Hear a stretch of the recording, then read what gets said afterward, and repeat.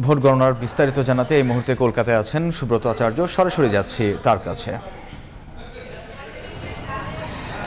পশ্চিমবঙ্গে এই জয়, প্রত্যাশিত জয়, তৃণমূল কংগ্রেসের নেতা কর্মী এবং সমস্ত যারা সমর্থক তারা প্রত্যাশা করেছিলেন যে 30-এর বেশি আসন পাবে। দুদিন শনিবার 1 জুন যেদিন এই বুথ ফেরত সমীক্ষা প্রকাশ এলো, সেদিন তৃণমূলের সর্বভারতীয় সাধারণ সম্পাদক কুণাল ঘোষ তার এক্স হ্যান্ডেলে বলেছিলেন যে তৃণমূল কংগ্রেস 30-এরও বেশি আসন পাবে।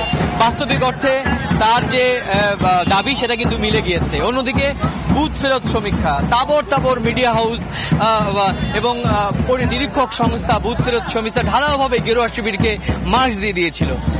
বাস্তবিক অর্থে দেখা গেল যে আসলেই তৃণমূল কংগ্রেস এবং তাদের সরকার এবং তাদের প্রতি মানুষের সমর্থন, বাংলার মানুষের সমর্থন কিন্তু 2 হাত ভরে উজাড় করে দিয়েছে।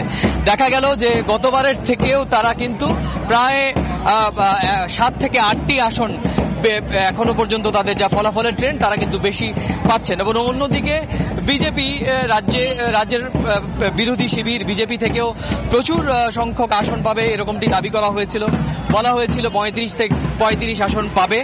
বাস্তবিক অর্থে দেখা গিয়েছে যে এখনো পর্যন্ত 12টি আসনে এগিয়ে রয়েছে গেরুয়া শিবির।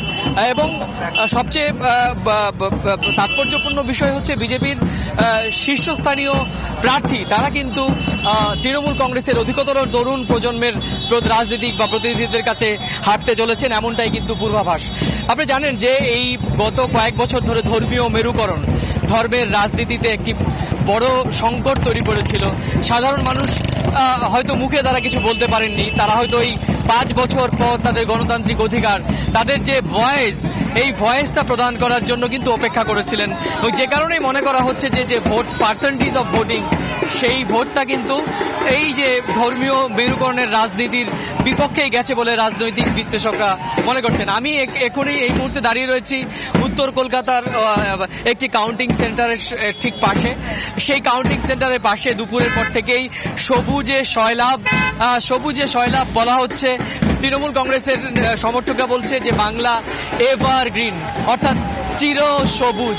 বাস্তবিক অর্থেই 2011 সাল থেকে যখন এই তৃণমূল কংগ্রেস রাজ্য সরকারে প্রথম এলো, তারপর থেকে পরপর 3 বার রাজ্যের মানুষ ঢালাও তৃণমূল কংগ্রেসকে সমর্থন করেছে। শুধু তাই নয়, গতবার তৃণমূল কংগ্রেস লোকসভা নির্বাচনেও কিন্তু দাঁতে দাঁত কামড়ে গেরুয়া শিবিরের বিরুদ্ধে লড়েছে। কিন্তু এবার তৃণমূল কংগ্রেসের প্রত্যাশিত ফল প্রত্যাশিতই ছিল, যদিও বুথ ফেরত সমীক্ষা, আমি বারবার বলছি, বুথ ফেরত সমীক্ষা কিন্তু তৃণমূল কংগ্রেসের যে এই আজকের এই যে বিজয়, সেটা কিন্তু বুথ ফেরত সমীক্ষায় আভাস মেলেনি। সুতরাং বুথ ফেরত সমীক্ষাকে কার্যত খারিজ করে দিয়েছে বাস্তবের এই ভোট চিত্র। তো এই ছিল আমার কাছে 18তম লোকসভা নির্বাচনের এই যে ফলাফল প্রকাশের যে প্রক্রিয়া, প্রায় শেষ পর্যায়ে আমার কাছে থাকা এই সংক্রান্ত সবশেষ তথ্য। লোকসভা নির্বাচনের ভোট গণনার বিস্তারিত জানতে আমরা এতক্ষণ সরাসরি ছিলাম কলকাতায়।